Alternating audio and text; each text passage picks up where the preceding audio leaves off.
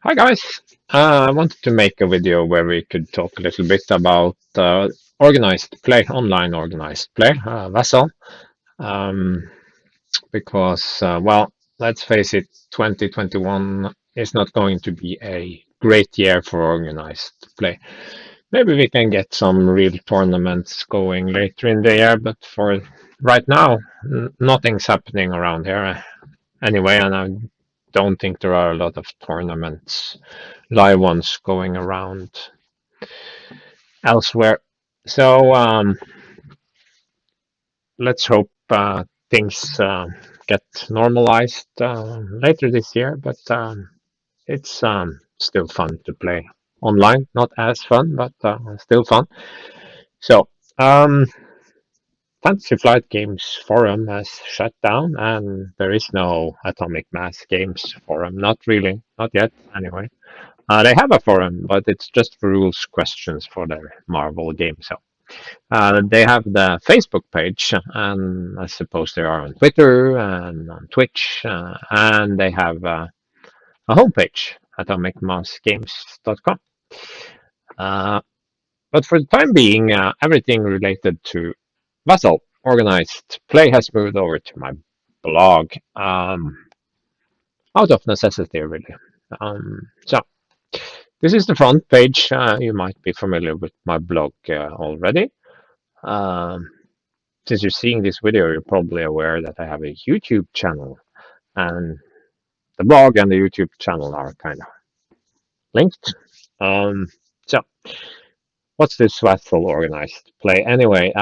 It's 4 events, one per quarter, so quarter one, two, three, four, throughout 2021.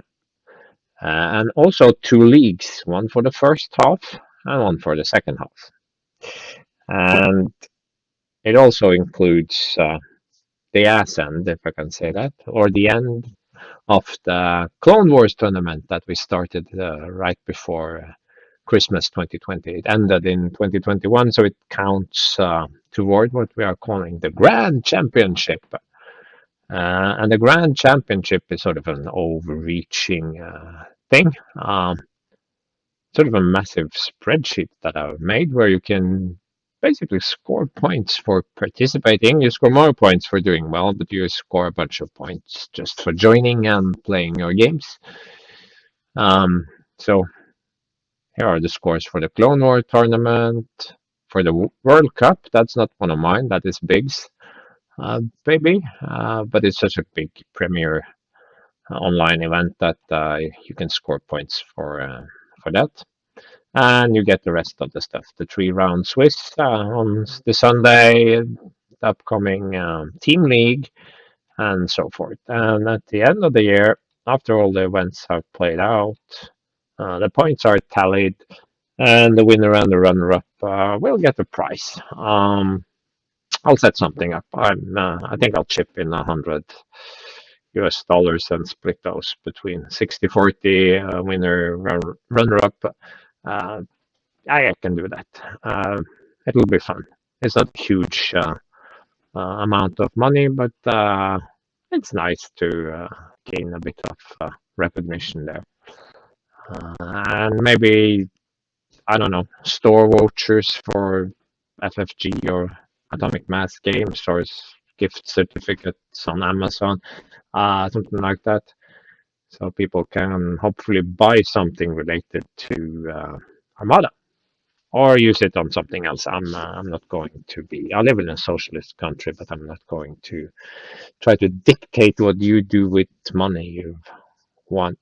So I'm also going to set up, I don't know, call it a sort of a little fundraiser or something where people can, if they want to, put a few dollars into this prize pool. So there's no obligation to do anything there, but maybe some players would like to chip in. I don't know. And if we do get some extra money in the pot, I think I will not give the winner and the runner-up anymore, but extend, make some more prizes. I don't know. I haven't figured it yet. Maybe have alternate art cards and post them to the other participants, or maybe number 3 and 4 could get a little voucher as well. We'll see how it turns out, but there will be a prize for the top two at least for the Grand Championship. I think that's a cool idea. We get this overreaching community building thing. Yeah, can't not like that. So, of course, if you participate in a lot of the events, that's a bonus because you can score more points. And doing well also scores you more points. So, and if you find out about organized play later and sort of join after the summer, you have less chance of scoring maximum, but that's just the way it is. Maybe we can do the same next year. I don't know. I hope we can. So I think this could be a thing going forward. Yeah, I think that's it for that part. And now we can look at the specific tournaments in the second part here. So obviously the Clone Wars tournament, that's over. If you want to read about what happened, you can click on this one. And you also have the Vassal World Cup. There's just the top 4, 2 elimination games to determine who gets to go to the final, and then a winner will be declared. It's going to be over in a few weeks. But the Quarter 1 2021 tournament, that's set for Sunday. It's called the One Day Swiss Tournament. And by clicking on it, you can read more about it here. Basically, it's a live tournament with time limited matches, 2 hours, 15 minutes each, and a schedule that means that people both in the US, Canada, and Europe can participate. So Americans have to play early in the day, Europeans play in the evening. We have 28 people signed up, so I think that's pretty good. So there will be 3 rounds and Swiss pairings, and a winner will be declared. I don't think anything like this has been done on Vassal before. I think TTS Tabletop Simulator has done some similar stuff. I'm not sure, but I think so. So it's a new experience for me. I'm not playing, I'm just TOing because it's live and I have maybe to answer some rules question or make some judgment calls. Or I'm also going to try to stream, maybe comment a little bit. Yeah, I have to enter the results, generate new pairings, and so forth. So playing would be too much at the same time. So 28 players should be a lot of fun. Um, there is also the Quarter 2 tournament. That's a little bit further down the line. I'm thinking mid-late May start of maybe as late as early June. The details are a bit fuzzy still because I just figured this out today and posted it. So this is inspired by Atomic Mouse Games, the mini extravaganza that ran from Thursday and is still running. And this page, Unconventional Warfare, it's a tournament format of sorts, but it's not competitive. It's a more casual format. And you have a page of special rules. Basically, you build your fleet according to 2 sets of criteria. And by following either criteria, you can then unlock a perk tier. So for your first game, you can either do tier 1 Unrivaled Starfighters or Anvil and Hammer. So basically, Starfighters, it's fighters, squadrons, Anvil and Hammer, big ships. Yeah. And for each game you play, you get access to the next tier of perks. So this was on Thursday, this was on Friday, and this is today. So the last tier of perks will be revealed. It's not complicated at all. So if you want to do unrivaled starfighters, you have to have at least two ships with squad rating 3. So you could take an assault frigate and put in uh, Pelta Command, maybe flotilla with expanded hangar base. Does that qualify? Or does it have to be printed? Doesn't say printed, but I suppose they are printed is what they are aiming for. So a big cruiser of some sort. And fleet cannot contain a superstar destroyer. That's basically what this says. So no superstar destroyer.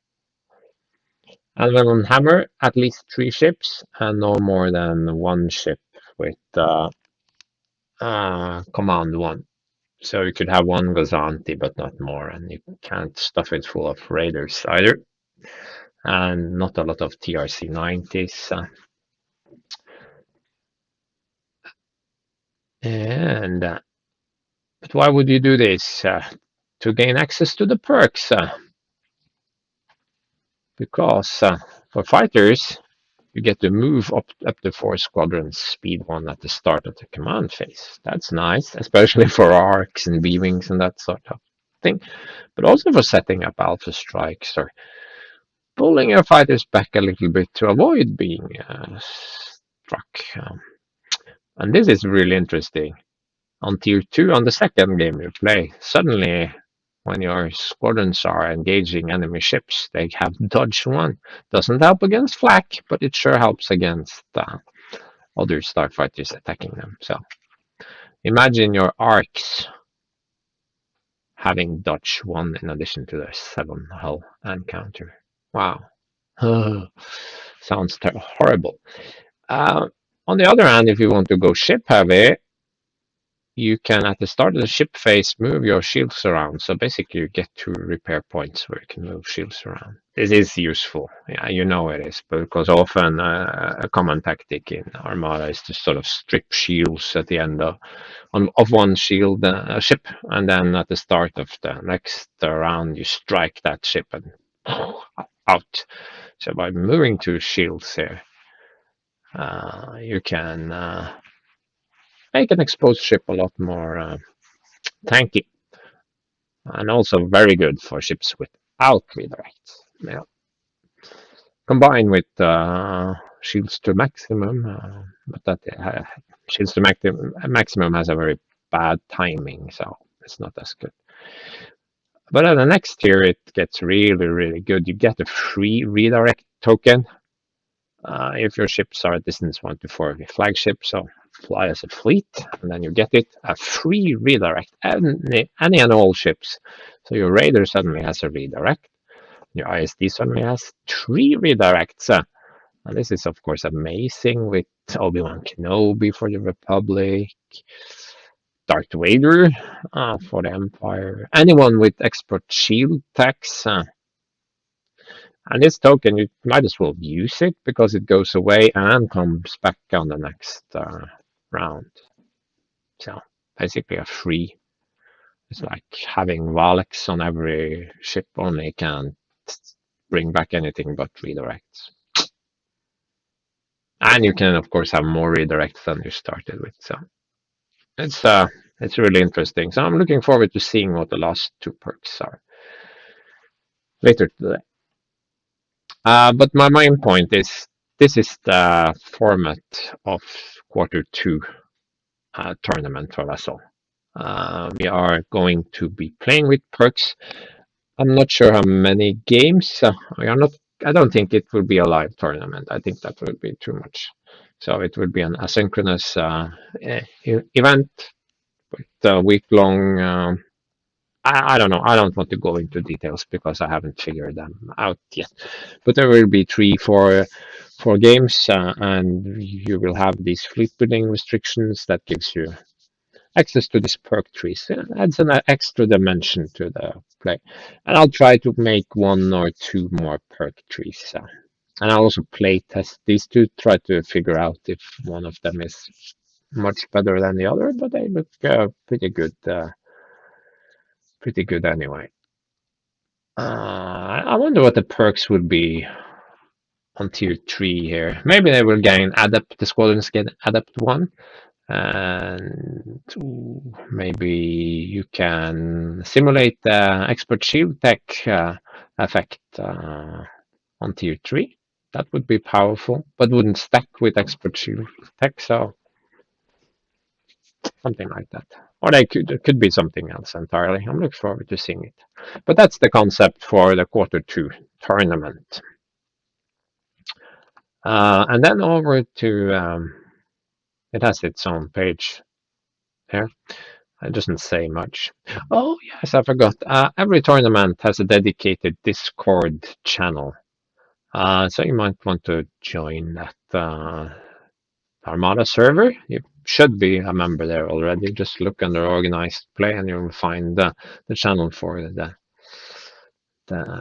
tournament in question. If you look at this one, it's a bit meatier. Schedules and signups are usually using Google Forms. They always are using Google Forms. And Warlords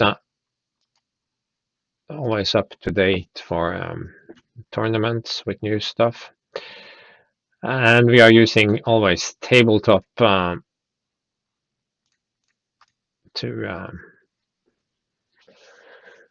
track events. So here you can see what other players have joined. You can see the lists when they are uploaded. You can see matches, scores, that sort of thing. Very good tabletop.to. Very good website.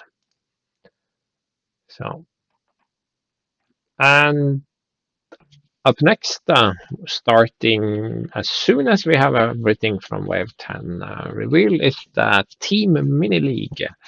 So sometime in April, I hope, and running for a month and a half. Maybe there are 4 rounds with a week plus once we get started. And this is a big one.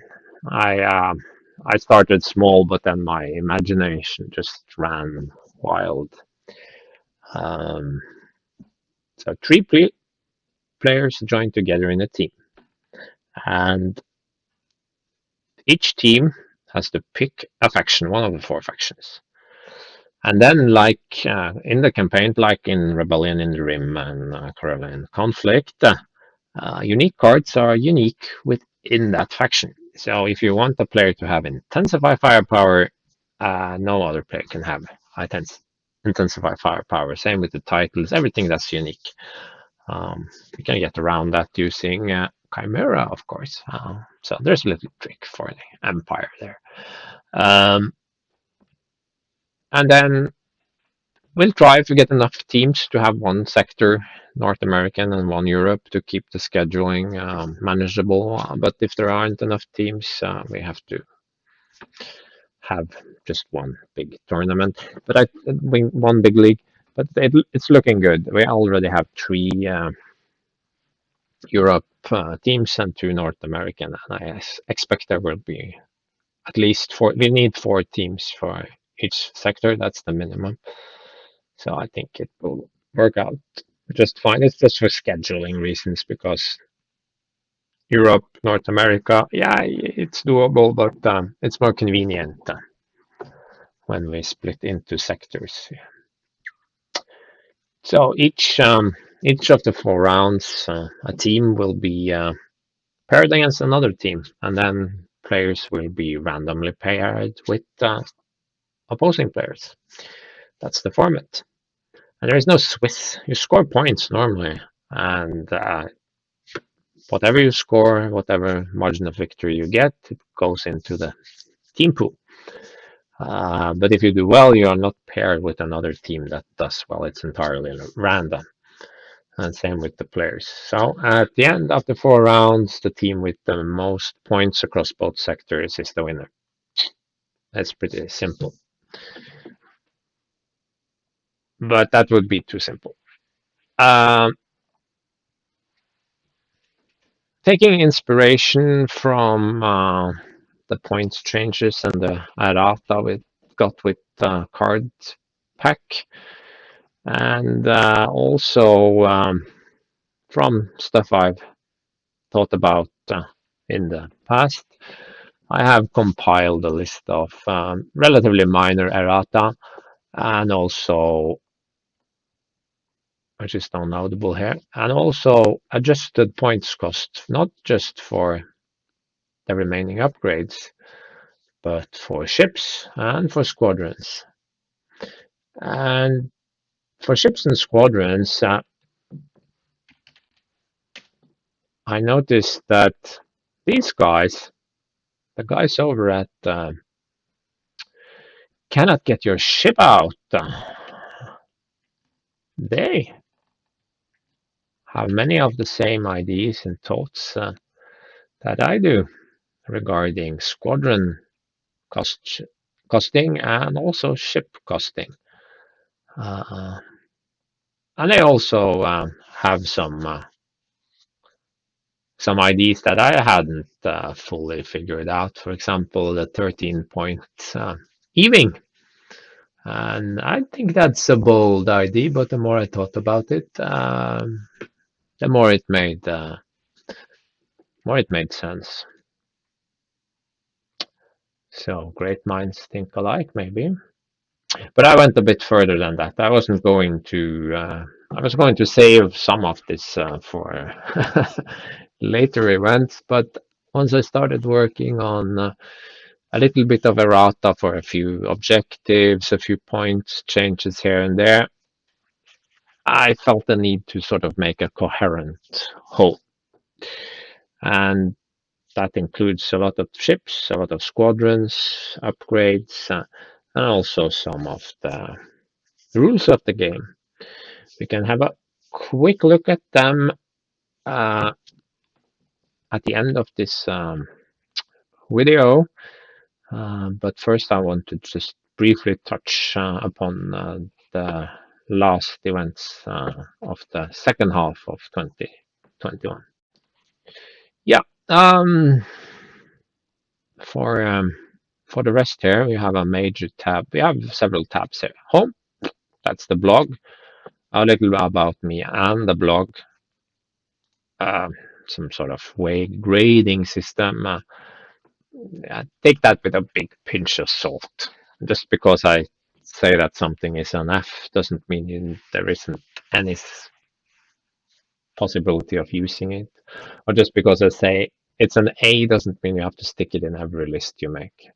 It's just my subjective view of how, generally speaking, how useful and correctly costed a card is. So, and I made a glossary. It's pretty extensive. Could be useful for newer players. Link to Warlords. It's not my builder exactly. I've maintained it for I don't know a couple of years now. But it's Nevets who built it. I couldn't have built it from scratch, from the ground up. But I can maintain the database and tweak the code a little bit. There is more stuff I would like to do, but my coding skills are not up to the task. So it's what. But there's a big advantage in having access to one of the major builders because whenever there's new stuff or I need to do things, I can just do it myself right away. So when I forget spoilers, 10 minutes later, if it's not complicated, I can import it into both Vassal and Warlords. And I use a lot of the same nomenclature, and I've structured it similarly, so I save myself a lot of work there. Yeah, I have again, not so useful, but if you click this link, you come to my Discord channel where you can talk to me or discuss my blog post. I don't know. Here's about the Vassal module. You should be familiar with it. Lots of stuff here. Links to the most recent version, link to tutorials on my YouTube channel, that sort of thing. But this was the tab I was going to talk about. Here is sort of the main page for organized play. And a lot of what's here is tentative. And you can see this already here because 2021 quarter 2, another Clone Wars only tournament. Nah, that's not going to happen. It already wasn't going to happen because by now the Clone Wars factions are well integrated into the game, and I don't think very many want to play an entire tournament just with those two factions. That was really really cool in December, January, when everything was fresh and we only have the magnificent hard cells, acclamators, and consulars. But now they are more fleshed out, these factions, so it's much better to play with all four factions. So this one is out the drain and replaced with the Unconventional Warfare one. And the league, that's it. It's a team league. For the third quarter, limited selection of objectives. Could happen, could be another format. But I think you see where this is going. We are not playing standard 400. We could do that as well. I could play a standard 400 format tournament, but it's I think it's more fun to mix it up just a little bit. So if I ban most wanted, surprise attack, that sort of thing, people will be forced to rethink their fleet building and strategies. The flip side of this is that if I take out all the good objectives, then we have a first player bias and we will have heavy bidding for first player. So perhaps I will come up with something else. And yeah, and I can mention that in the team league, a lot of the objectives have been tweaked. They haven't been banned, but they have been tweaked. Most Wanted cannot select a flotilla as an objective ship, for example. That's one of the changes. So, a lot of objectives have gotten a little bit of tweaks, either making them a bit stronger or a bit weaker, to sort of open the field a bit. So maybe we could do something similar. But I think we will keep to the official components for these quarterly tournaments, so that it's probably better to just outright ban the perceived too good objectives. We'll see. And here I am theorizing about the hyperspace event. And for those of you who are familiar with X-Wing, you know that for hyperspace events, you have extended. Every component that's legal can go into it. So no epic, but everything else. And then you have hyperspace events. And hyperspace events just lists out what ships and what upgrades are legal for that event. And this changes when new content comes out. That content usually gets hyperspace legal, but not always. We're getting Darth Vader in a Defender. He's never going to be, or at least not now, going to be hyperspace legal when it comes out. But it will be in extended. So anyway, to transfer that to Armada, I would just say discard, discard, and discard can't be used. And I could also say, and this is something that X-Wing also does, I could say this card costs less, this card costs more, or your Gladiator 2 Star Destroyer can now take a defensive retrofit. Those are the changes that X-Wing does. Not specifically for hyperspace, but about once every 6 months they change the points up. Sometimes the upgrade slots, and then the hyperspace legal list gets updated. So we could do something similar to sort of see what happens if less used stuff is the only thing that can be taken, or what would be the result if the Victory 2 could take natively a support team or a defense team? What happens if the Star Oak 1 has a support team? But again, this is not set. This is late autumn, so lots of time to come up with great idea for sort of, it's a standard tournament, but with a little bit of tweak. Now, for the leagues, we can go a bit further afield. The team league, and for the second half, this is also not set in stone, but I'm thinking since we do a team league now, we can do an individual league later in the year. And the fleet building restriction here would be that the same player can't use the same unique card more than once throughout the tournament. So it's free to jump between factions, but if you're playing Imperial and you want to play with Demolisher, okay, and you want to play Imperials in your next game as well, then no Demolisher. So, and I think that's gonna be cool because there's a lot of content in Armada now, and forcing people to try new stuff and change their game up a little bit. That's just a lot of fun, and there's a lot of learning in that, and it'll be great. And now we can go back to the team league and have a little bit of chat about it.